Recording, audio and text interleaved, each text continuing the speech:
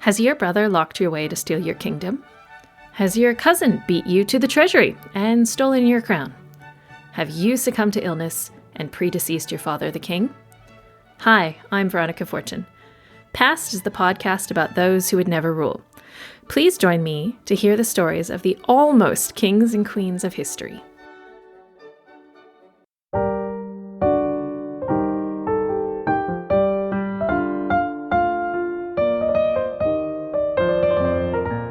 Welcome to Lafayette We Are Here, the French history podcast for the American public. I am your host, Emmanuel Dubois, and today we have a special episode. When we think of the Vikings, we think of these barbarous raiders who attacked England in the 9th century, pillaging, killing, and basically being horrible. But there is a lot more to them than that. There is also the part that they played in the Frankish Empire, which is often overlooked or downright ignored. To explore this fascinating subject, I've had the chance of conducting an interview with Christophe Adrien, a historian specialized on the Vikings. So, let's hear it, shall we?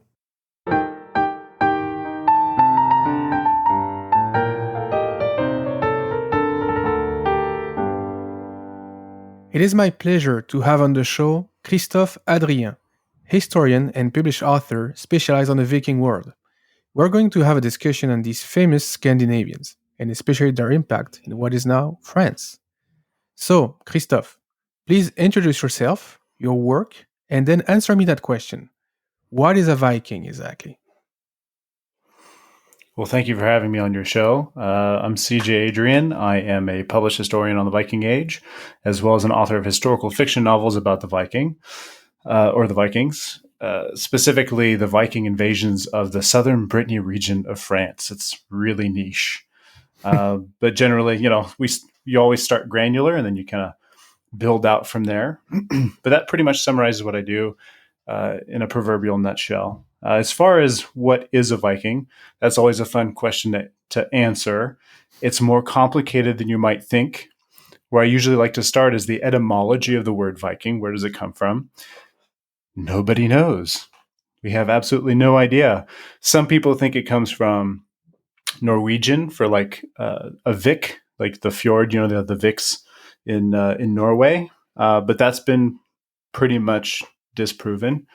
The author or the historian Neil Price proposed it came from the Netherlands, or what is today the Netherlands. The Frisians, a word Wisingas with a W, that then made it into English from there, from Frisia.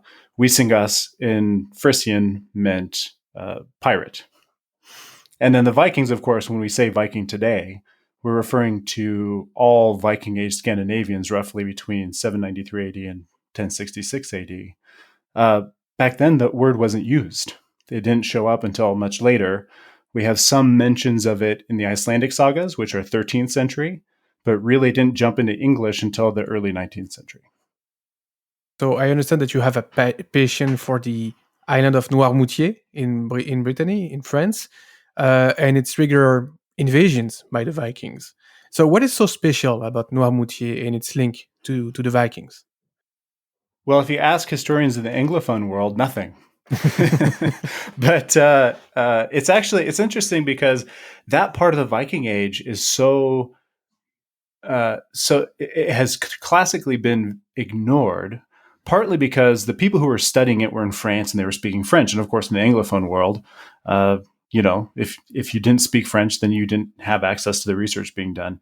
There's also this interesting, I was reading a great book years ago by a historian from Noiremoutier, Bernard Bénisson, who talked about this great shame in Brittany about, having been invaded by the Vikings. So it's kind of swept under the rug for a long time. As far as, people weren't really interested in it because it didn't lend to the national narrative of the region of Brittany. Now, for those listeners who don't know, the Brittany region of France is a little bit like Texas. They're secessionists, right? Mm-hmm. Like they're ethnically Celtic. They have their own language. I think it's the Bresholz, right? And so they're actually quite independent from the rest of France. They wanted to be their own independent country for a long time. In fact, in rugby, the Tournament of the Six Nations, they have their own team. So does Wales, right? So this is an area of France that doesn't always consider themselves French. And then the historians who came from that region, starting in the 19th century and then moving into the 20th century, didn't have much of a vested interest in building a national narrative for their region, their country, that included being invaded by the Vikings. Yeah, I see your point. And yeah, I think Brittany joined the Kingdom of France in the 16th century, not before, with Anne de Bretagne. So it's a late coming to the French kingdom. And even then, as you mentioned, even to this day, you ask a Briton in Brittany if he is French, he might say I am Breton before saying I am French, which is perfectly fine. But yeah, it's a distinct story, that is for sure. And it's funny that you mentioned that they don't want that to be part of the narrative because they find it like detrimental to their national story. In some Used way? to be. I mean, that was something that I heard through, it wasn't that it was detrimental. I mean, there is the story of Alain Barbetorte, who is a figure who he is the first Reconquista, if you will. He reconquered Brittany on behalf of the Bretons. And that was in the 10th century, right? Because the Vikings actually occupied Brittany for about 20 to 30 years, somewhere in there. I forget the name of the guy. So that period of time is actually outside of my research because I deal mostly with the first Viking invasion. There were two. The first Viking invasion of the Brittany region of France. The first attempt was in 847 AD, which happened 20 years before the Great Heathen Army launched into England. So this is actually an interesting part of the world to study if we're interested in the Vikings, because it predates the popular History Channel Vikings fame events by several decades. And I always think the failures of because they failed in their invasion for a number of reasons, which we can get into later. But the failure of the invasion attempt of Brittany in 847, I think, informed others on, basically what not to do when they invaded England, right? They said, okay, here's the checklist, what went wrong the first time? Well, our supply lines were too long. Okay, there's number one. The Franks are really good at fighting. Okay, that's number two.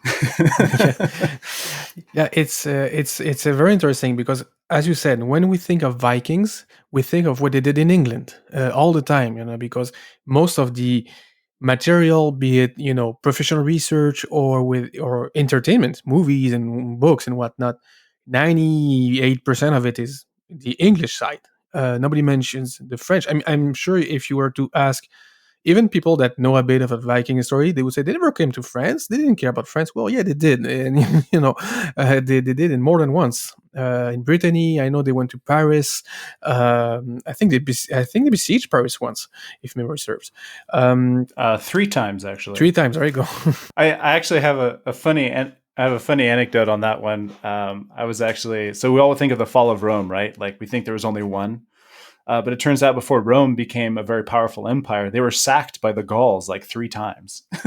Yeah, true. And I remember learning that and thinking, and then when I was talking about the Vikings, basically like, oh, Paris was attacked, right? Yeah, 3 times. It's kind of the same effect of like, oh, so this was like a regular thing. Exactly. So if you're not sacked 3 times, you're not a great empire. There you go. It's right. Like the bar to achieve. It's nice that you mentioned the Franks. The end of the 8th century and the beginning of the 9th saw the rise of the Carolingians in Western Europe. We have Charles Martel, the famous of that dynasty. Then we have Pépin le Bref, Pépin the Short in English.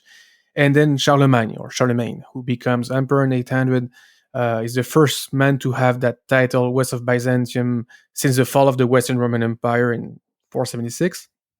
And this empire, for those who don't know, basically encompasses modern France, Western Germany, Northern Italy, and even parts of Spain. So it's a level of political unity unseen since the Romans, basically. And yet, those Vikings managed to be a real threat to that powerful and organized state up to a point. So I wonder, how did they manage that? What part of their arsenal or tactics made them special? So maybe what I'm asking is, what is the Vikings genius as a people? If you could clarify that a bit. Yeah, actually, one of the best pieces of work on that topic specifically was by a French historian named Lucien Musset. And he categorized the nature of Viking invasions into three phases, three distinct phases. The first phase was characterized by sporadic raids. So it's essentially I show up, lightning speed, take what I want, and I leave. This happened for about 30 to 40 years at what we consider the beginning of the so-called Viking Age. The second phase was characterized by a new approach, which had to do with after they had sacked the coastlines of, say, England and France, even Spain, those local areas became bankrupt, essentially, right? I mean, somebody comes in, steals all your stuff, the economy suffers. So they were economically depressed. But the Carolingian Empire, as you mentioned, was very well organized. And at the beginning of the Viking Age, they had river fortifications that prevented Vikings from sailing inland. That's at first. So the second phase ended up being they couldn't go inland on the river systems. And then the coasts were bankrupt. So what they would do is they would show up on the coast with big fleets, and then they would threaten to attack in exchange. But then they would say, but, if you pay us a certain amount of money, we'll just leave you alone.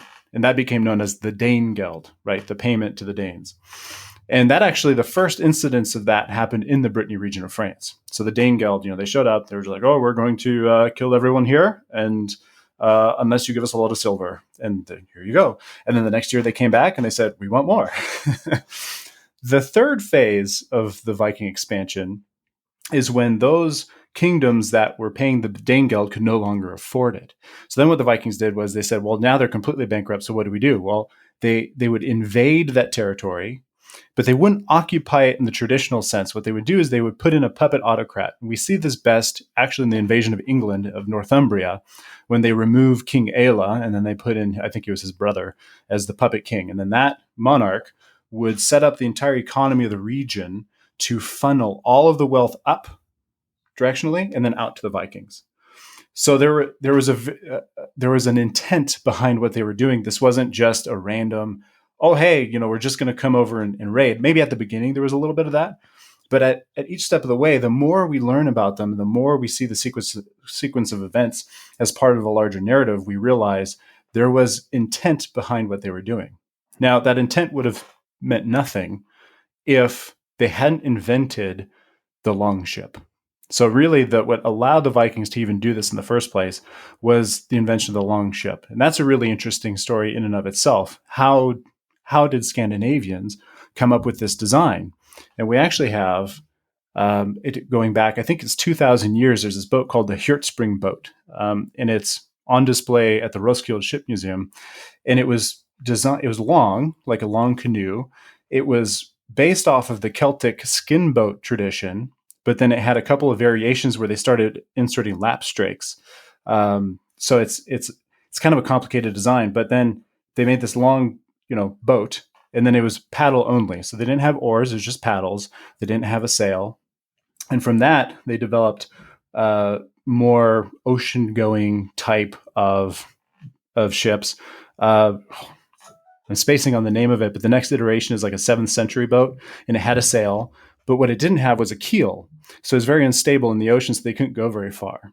And then somewhere in the middle of the 8th century, so the mid-700s, somebody in Scandinavia figured out how to put down a keel.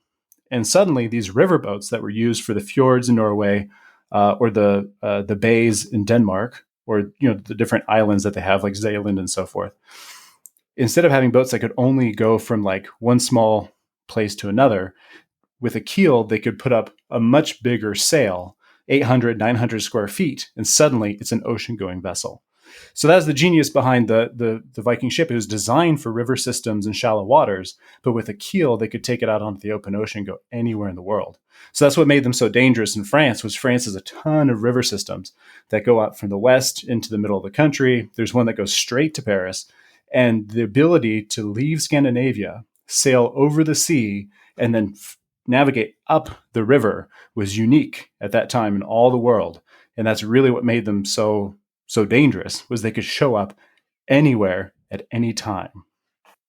One of the problems, from what I understand, we have with the Vikings is that most of the accounts we have come from the other side, from their victims or their enemies. We don't have much from their own side because they don't have a written history like the Franks did, for example.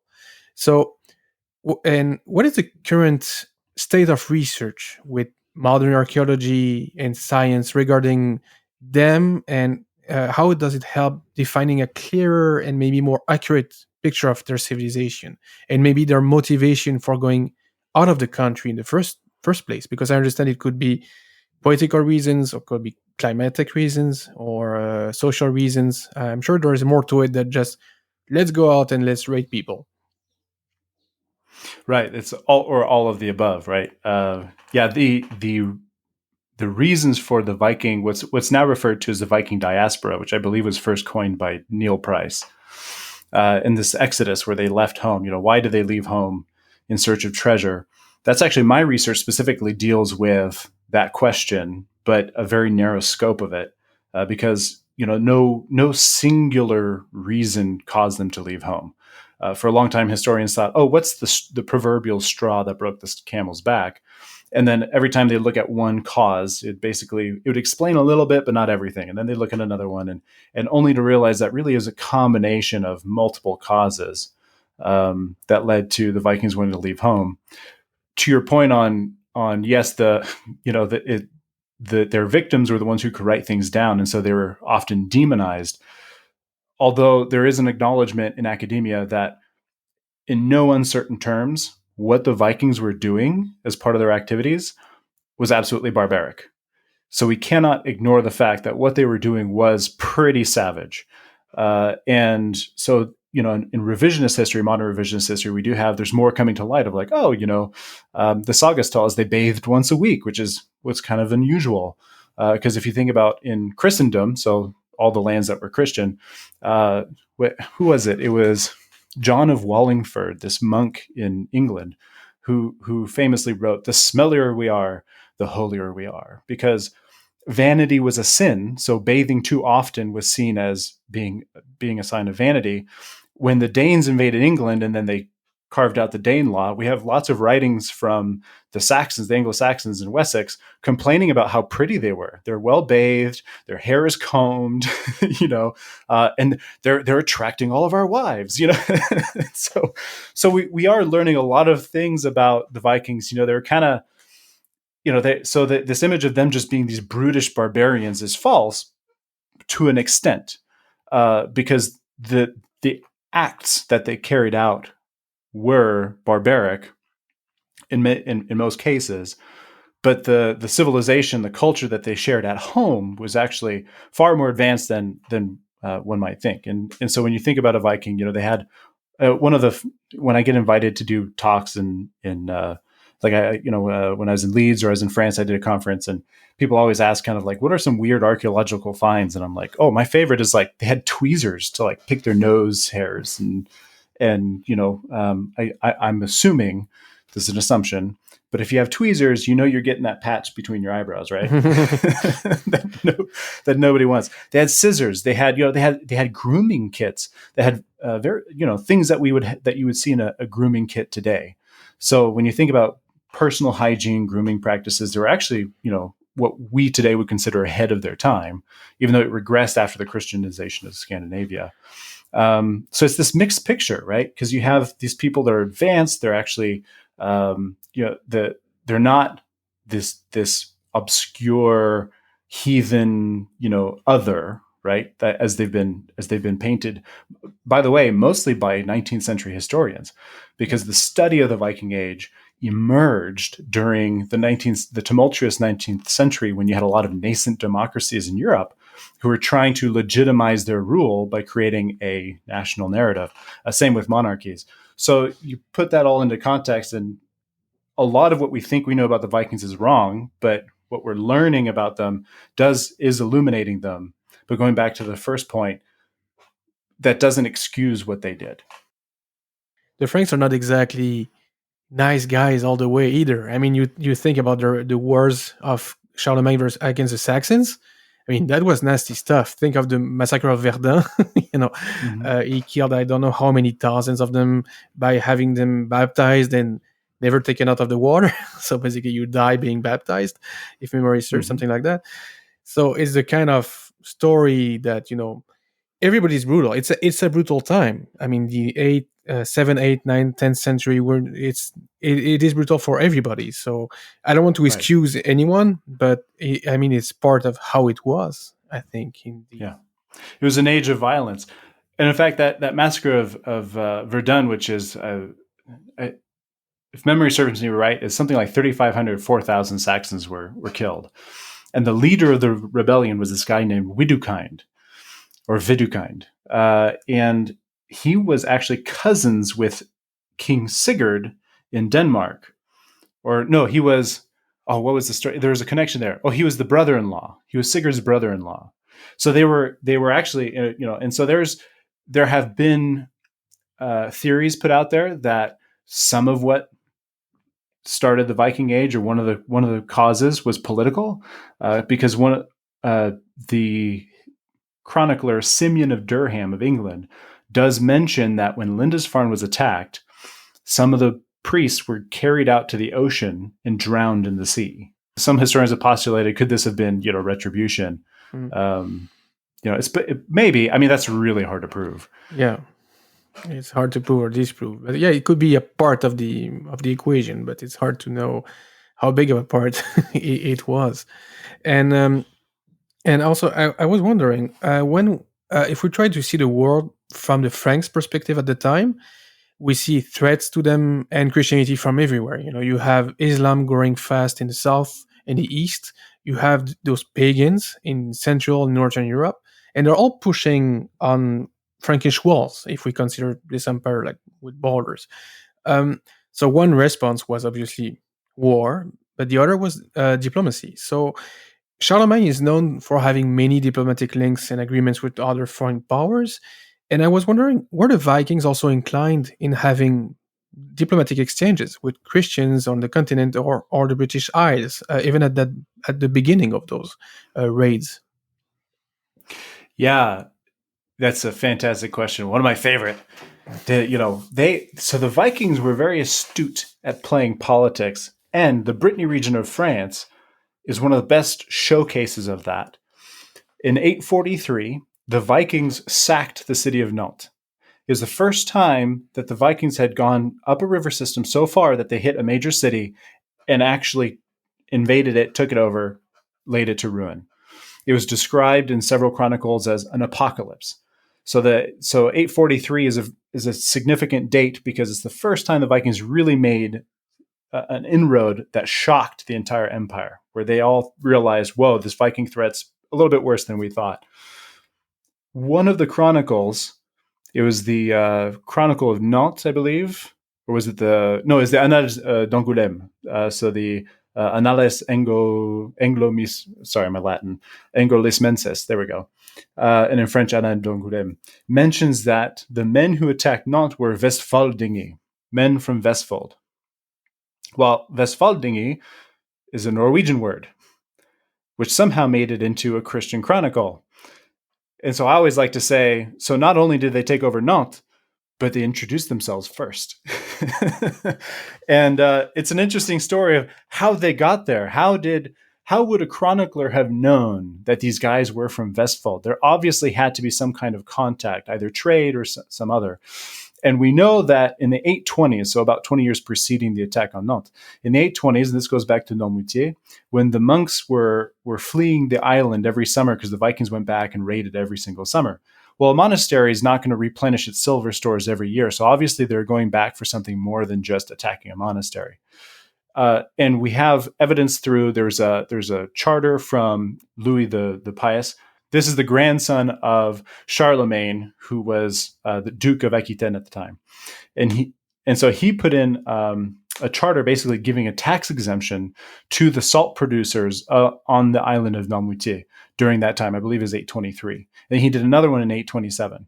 So that tells us that not only was the island still producing its chief export, which was salt, that export was actually increasing in volume over time. Now, the Carolingians track salt throughout the entire empire with minute precision. So we can actually follow the salt from Noiremoutier all over the place. But those tax exemptions tell us that not only was the salt production continuing during the Viking invasions and potentially even occupation, but that it was increasing. Then a couple of years later, after the monks definitively abandoned the island in 836, fast forward to 843, and they mention a base on a certain island off the coast, which historians have presumed to be Noiremoutier.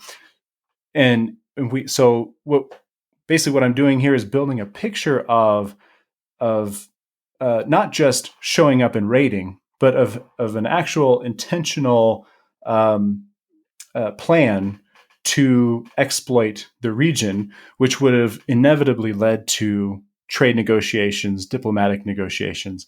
And I think the most telling piece of evidence that we have is in 853 AD, so this is a couple of years after that, basically 10 years after the sack of Nantes. Charles the Bald gave permission, basically a charter, for Northmen or Vikings to set up a market on the island of Bitya, which is a small island right next to the island of Nantes. So imagine 10 years after they lay Nantes to waste, and then they get permission to set up a market there. So it's like, show up, destroy it, and then be like, oh, by the way, we want to come and trade. So the evidence that we have to tell us this story is really just like, a little bubble over here, a little bubble over here. We don't really know what really happened, but what we do have evidence for is an expansive effort by the invading Scandinavians to play the game of politics, to get involved in trade, to get involved. And in fact, one of the characters in my historical fiction novels, actually the main character, Hastings, he's mentioned in 857 as being present at a trade negotiation between the Carolingians and the Bretons. He was playing the two sides, and they brought him in as a third-party mediator.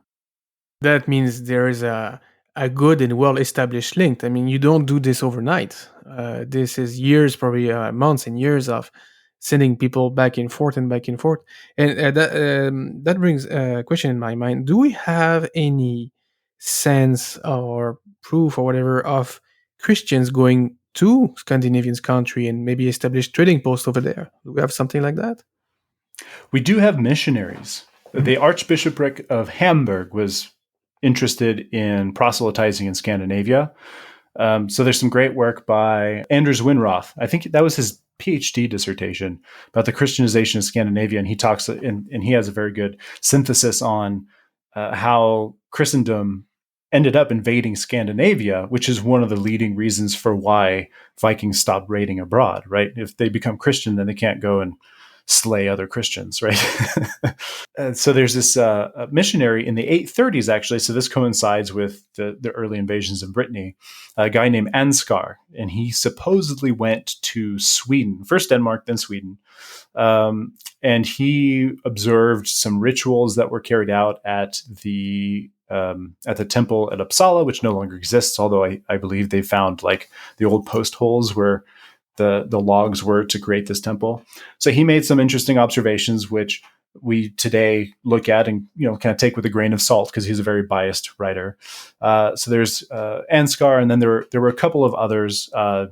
Tito starts with a T, spacing. This is not like my focus, but I'm aware of through my research, I'm aware of some of these guys who went into Scandinavia to start the early conversions. And their writings are pretty informative about Scandinavian culture. In certain respects, like they can help us confirm or deny certain things in grave sites. I think the most informative thing we have about Viking Age Scandinavia in terms of material culture is grave finds, basically buried ships. There's thousands of them. I mean, it's mind-boggling. Like we always hear about Oseberg or Gokstad, the big ones, the famous ones. But I mean, they're absolutely everywhere. And they find them in the Hebrides. They find them in northern England. They find them in, Denmark, Norway. There's one off the coast of Brittany on the island of Groix. So they were burying a lot of boats. Yeah, that's impressive. You mentioned earlier that sometimes they were called Northmen. I guess we have to talk about the Normans a bit. because they are basically a mix of Vikings and Franks, if I could put it bluntly like this. And they went on in 1066 to conquer England, as they're famous for, with William the Conqueror. So can you tell us a bit more about that journey from Viking to Norman and the legacy of these people, maybe for the continent, for France? The Normans are an interesting story. The intent behind having Vikings take over. So essentially what happened was we talked about Paris being sacked like 3 times, right? The king of France, or of at the time Neustria, it wouldn't become France until after the Capetians. It's complicated, but so they essentially invited the Vikings to take over that patch of land, which is now Normandy, at the mouth of the river. And the thought was, Vikings will repel Vikings and they'll be the most effective, right? And so this guy, Rollo, was invited in to essentially become the ruler of Normandy. Now, there were people there, Franks, who were living in Normandy at the time. That was the peasantry. And then the so-called Vikings. Now, there's a lot of debate over whether Rollo was of Danish heritage or Norwegian heritage. There's evidence to point to both and neither. We don't really know. His name was Rollo. He showed up. He was a Viking. They're just like, can you kill other Vikings? Like, yes. Okay, well then you have the job. But what he brought in basically his immediate entourage and then his family. Now, the society around a chieftain at the time, right? You had what's called your hearth, which is the loyal warriors you have around you. And it's essentially, we can call them his noblemen, right? So he would have come in with a host of warriors who would then become the other noblemen of Normandy. And that's what we see in Normandy is, so the Vikings came in and became the ruling class, but they didn't mix into the peasantry very well, at least not at first. But one of the unique features about the Normans, and they did this both in Normandy and then in England later on, was when they did come into Normandy, they adapted culturally and linguistically within one single generation, which is very unusual, for the times. And that allowed them to have a better hold on that region. And then in 1066, when they invaded England, kind of the same thing. That's the history of the English language. The reason we have so many French words in English is because, French-speaking Vikings from Normandy came in and took over and said, well, now the ruling class speaks French, so everybody else has to speak French. But within a generation, the ruling class had melded their language into the local language. It was a very quick process. And that's what helped to allow them to maintain a certain legitimacy vis-a-vis the people and establish rule. So the Normans are kind of fun because they have that unique feature. They're fun to study. That's a very big scope topic. So I don't think I did it much justice in my little 2-minute soundbite, but that's kind of that's my synthesis on why Normandy is a cool topic to look at in and of itself. Is there any other aspect of the Vikings or their society you want to talk about for the end of our discussion? Something that is dear to you, maybe?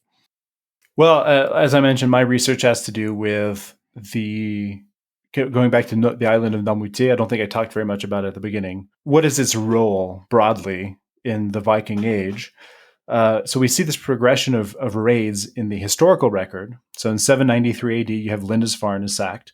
Actually, the Anglo-Saxon Chronicle mentions that a ship showed up at the port of Portland in southern England, and that the men there were actually I guess they tried to tax them, then they killed the king's reeve and left. So that's sort of some people call that the first raid in 789. But in 793, they actually attacked the monastery, laid it to waste, and did the kind of that stereotypical Viking thing. Then in 795, you have another raid, but it's on the other side of the British Isles, north of Ireland, and they attacked a monastery called Iona, and they did the same thing. And then in 799, they went all the way down to Noiremoutier off the coast of France, and then attacked a monastery. So the first 3 monasteries that were attacked, according to the Anglo-centric version of the start of the Viking Age, because there's some controversy around that, because you also have a historical Viking Age and then an archaeological Viking Age. They differ by about 100 years. So we could spend a long time on that. But we'll just go back to this. So the first 3 monasteries that were attacked ended up being one in England, one in basically the Scottish Isles, and then one in France. Those are your first three. My research has to do with the salt production on the island of Noiremoutier, which had existed there since the Roman times with water evaporation pools. So it's a fairly unique area. And the Carolingians had a vested interest in keeping that protected because, as I mentioned, they tracked salt very meticulously across the entire empire. So we can see all the salt. In fact, I have this book on my shelf, Salt and Civilization. It was one of the, is worth more than gold at the time. So then you have the island of Noiremoutier, who, they're producing salt. And then you have the Vikings show up in 799. They attack the monastery. The difference between Noiremoutier and Iona and Lindisfarne is that the Vikings didn't go back to the first two, but they went back to Noiremoutier every single year. And we know this because we have a letter from the bishop Arnulf dated to 819, where he wrote a letter to the Archbishop of Salzburg complaining of frequent and persistent raids. So this was a regular thing. And then they got permission in 819, based on that letter, to set up a satellite priory on the continent off of this lake called the Lac de Grandlieu. So it's basically called Big Fish Lake. And and they had a satellite priory that's set up there called Dias. And every summer they would take the relics of their patron saint and they would move it to Dias for safekeeping during the raiding season when they knew the Vikings would come back. And this went on from 819 all the way to 836, when the monks finally decided to abandon the island because the Franks sent an army to repel the Vikings. Supposedly the Franks won. This is in 836. Supposedly the Franks won the first battle. Then they went home, and then the Vikings just came back and supposedly occupied the island. Now, why would all of this be significant? Well, when we think about what started the Viking Age, we talk about those multiple causes, and this is something I put out there. The theory that I'm working from, and it's very hard to prove, but I have a lot of different pieces that kind of fit together to make it work. The monastery on the island of Saint-Philbert is a Columban tradition monastery. Same as Iona, same as Lindisfarne. So St. Columban was this Irish guy who went all around in France and everything and started a whole bunch of monasteries in like the 6th and 7th centuries, right? And so these monasteries were all linked by a similar dogmatic tradition, and they also had trade links. And we even have documents showing that salt shipments were made from Noiremoutier in the 7th century up into Ireland. So we know there's a connection there. And when you follow the first Viking raids from Lindisfarne to Iona to Noiremoutier, and then you follow that in reverse, it happens to be the trade network of those monasteries. And I don't think that's a coincidence. Now, why would the Vikings be so interested in salt that they would go all the way around the north side of the British Isles and then down into France every year to go get some?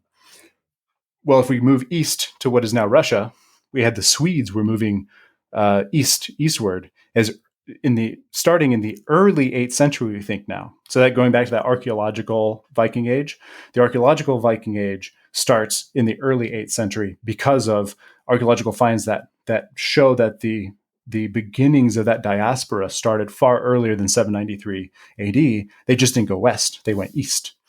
And the Swedes brought back, so they take fur, amber, etc., down into what is now Turkey. Back then it was Constantinople in the Byzantine Empire, or the Eastern Roman Empire. And then they would bring back salt in massive amounts. And there's some great research done by the historian or archaeologist Soren Sindebeck, as well as some others, showing that influx of silver may have offset the silver standard in Scandinavia at the time, which was critical to basically the economy of Scandinavia because salt was used as currency. And one of the most notable uses of it was the bride price. If I'm a young man and I want to get married, I have to pay a certain amount of silver in order to get married. Well, if the Swedes are offsetting the silver standard, then young men in Denmark and Norway can no longer afford the bride price. So now you have all these displaced men, so then they start going west. And the first thing they hit is a monastery, which they think, it has lots of silver. But there was something else. And then they followed that something else, right? So my theoretical framework essentially has to do with this idea that salt may have been one of the driving forces behind the westward expansion. And to that point, going back to the 847 invasion of southern Brittany and France, why was there an invasion attempt in Brittany before England? Well, Brittany, the southern part of Brittany, has the region of Gironde, which is heavy salt producing, plus Noiremoutier. There was a vested interest to control that commodity, I believe. And so that's what I'm trying to prove. And it'll probably take forever, but Well, it certainly is fascinating. I mean, when you would ask people, salt would not be the first thing we think of. But of course, in our work today, salt is not the valued commodity or resource that it was to them at the time, So, but it is very interesting to imagine what could have driven them like they were. So, well, and I have a friend in Denmark, and I was telling him all this, and he goes, but Christophe, here's the thing: I'm in Denmark, and 50 kilometers in any direction, there's an ocean. I don't need salt. And we know from the sagas that they dried their fish; they didn't salt it. But here's the thing: who would have needed salt? Well, the Swedes, who were moving east up freshwater river system for months. In fact, in the sagas, there's a story of a chieftain who dies on his way home, and they preserved him in a barrel of salt to get his body home. So they would have needed. So if I'm a Dane or a Norwegian, and I'm trying to find a way to get enough money to pay for things, right? And I know that the Swedes won't take silver. There's no reason for them to take silver. They have enough silver. In fact, they had so much silver, you can't walk in a forest in Sweden today for very long with a metal detector without running into a buried silver hoard. I mean, you see in the news every week, there's somebody's finding another one, like small ones. But I mean, they had so much of this stuff, they were burying it in the forest. And if I'm a Dane or a Norwegian and I'm bringing back silver from England and France, it's worthless. So they had to find something that was worth something to the Swedes. And if the Swedes wanted to make those long journeys up the Dnieper and Volga rivers all the way to Constantinople, they needed salt. Thank you so much, Christophe, for enlightening us. So before we go, tell us where people can find you and find your work. Easiest place is at my website, cjadrien.com. Adrien is spelled the French way, Adrien. E is an Elliot. That confuses Anglophones, but it's French, so mind your own business. Yeah, exactly. It's part of the fun, right? Yeah. It makes it a challenge. Exactly. You have no idea. My name is Dubois. I have heard it pronounced 1,000 ways in the States, but that's fine. It's funny. So thank you so much, Christophe. It's been a blast. I hope the listeners will be as excited and enlightened as I was by our discussion. I've learned a lot. So thank you again. And I hope to have you on the show another time soon. Merci. Awesome. Thank you for having me. Merci.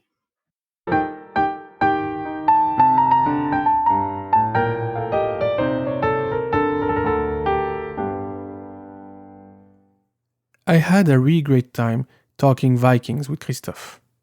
I certainly learned a lot, and I hope you did too. Make sure to check out his website and podcast. I will leave links in the show notes. Thank you all for listening. Au revoir. You can find the Lafayette We're Here podcast on Apple Podcast, Google Podcast, Spotify, Stitcher, and other platforms, or on LafayettePodcast.com. If you wish to contact me, you can do so at Emmanuel at LafayettePodcast.com or on Twitter at LafayettePod. The music for this podcast is the Marche pour la Cérémonie des Turcs, composed by Jean-Baptiste Lully, arranged and performed by Jérôme Arfouche.